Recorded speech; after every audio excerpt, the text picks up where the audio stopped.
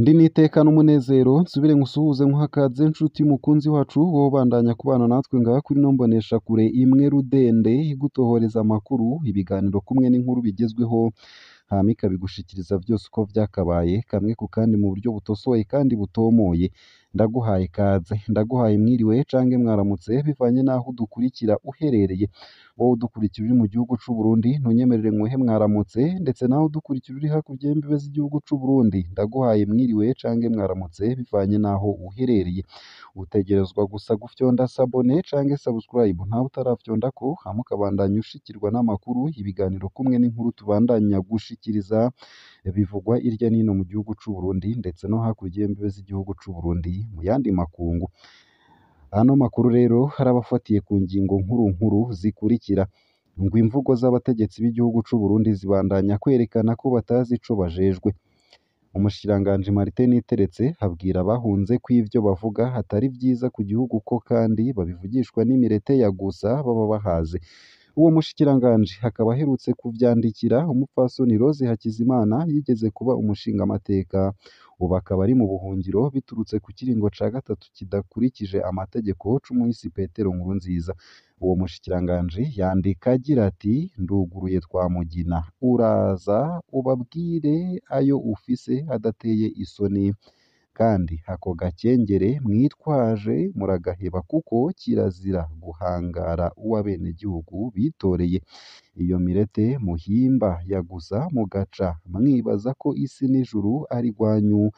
Iyaba mwabaho ku vyo mubiriye intuguta ntimuba mwirirwa muvuga aya muhe nk'uko. Ndugaye Twamugina. Vyinshi kuri ino nkuru ni mukanye mu buryo bw'idonido, ntuje kure, ico utegerezwa nyene ni ukubandanya kumwe natwe.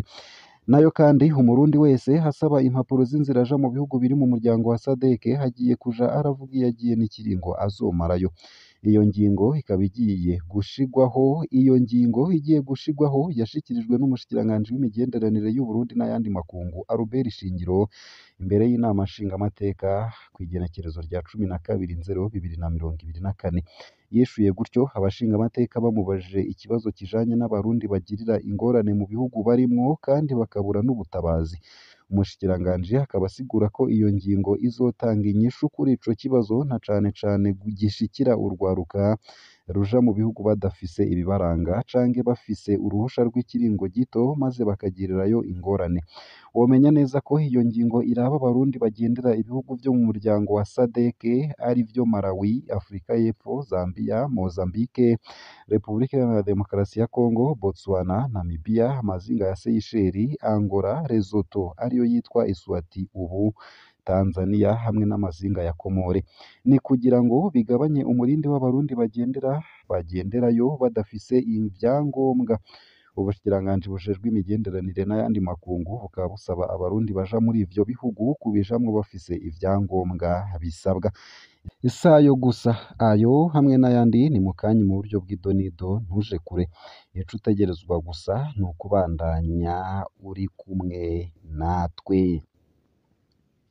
Ntanguye ano makuru ku buryo buramvuye, ntunyemerere nyatangurire kuri ino nkuru ivuga ko abategetsi b'u Burundi babandanya kwerekana ko batazi ico bajejwe. Umushikiranganji Martin Niteretse abwira abahunze ko ivyo bavuga atari vyiza ku gihugu ko kandi babivugishwa n'imirete ya gusa baba bahaze. Uwo mushikiranganji akaba aherutse kuvyandikira umupfasoni Rose Hakizimana yigeze kuba umushingamateka, ubu akaba ari mu buhungiro biturutse ku kiringo ca gatatu kidakurikije amategeko c'umuhisi Petero Nkurunziza. Uwo mushikiranganji yandika agira ati: ndugaye Twamugina, uraza ubabwire ayo ufise hadateye isoni, kandi ako gakengere mwitwaje muragaheba kuko kirazira guhangara uw'abenegihugu bitoreye. Iyo mirete muhimba ya gusa mugaca mwibaza ko isi n'ijuru ari rwanyu. Iyaba mwabaho ku vyo mubiriye intuguta ntimuba mwirirwa muvuga aya muhe nk'uko. Ndugaye Twamugina.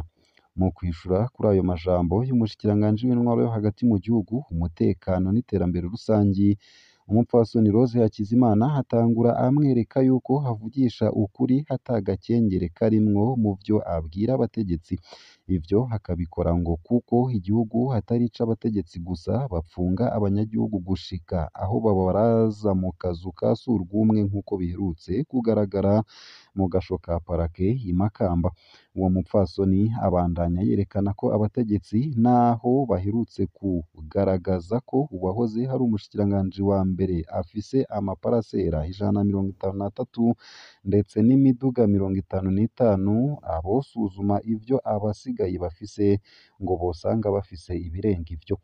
Nayo ukuri uwo mupfasoni hashikiriza ngo nivyo abanyagihugu baba bamutumye kuko bobo bavyivugiye imbonerakure ngo zica zitumwa kubica canke zikabanyuruza. Uwo mupfasoni yemeza kandi ko hariko yegeranya intonde z'abamaze kunyuruzwa bakazimangana kugira azishikirize abategetsi bazibone. Abategetsi bakunda igihugu ku bwa Rose Hakizimana ngo ntibaba bakwiye kubaka ingoro mu ntara zose zigize igihugu biberamwo nk'uko Varisto ariko arabikora mu gihe abanyagihugu batagira ibitaro n'abaganga babavura, abigisha bahembwa nk'inica ntikize ndetse n'ibindi.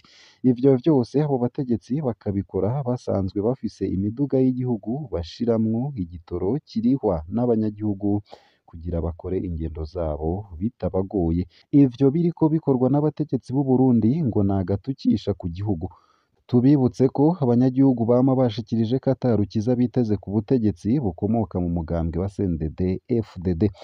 Iyi nkuru nkaba nyisomye neza na neza nk'uko yanditse ku rukuta rwa radiyo Haguruka. Ni inkuru yanditswe na Don Dodier Mbazumutima.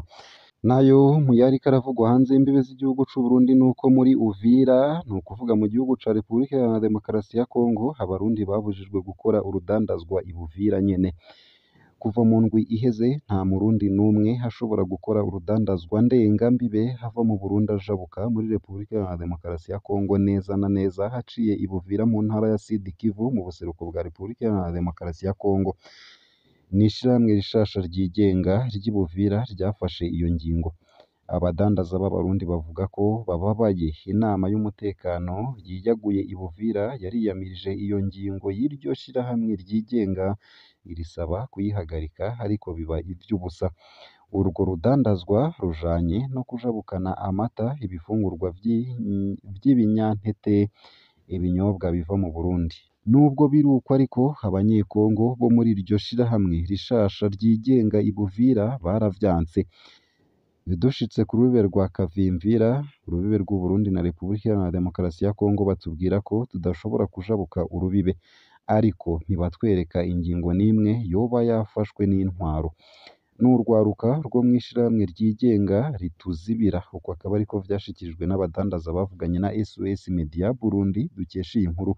Bavuga ko bariko barahomba cane kuko dukoresha amafaranga menshi mu kurangura ibidandazwa, turariha amatike, tukanakoresha umwanya muremure kugira ngo dushobore gushika i Kavimvira.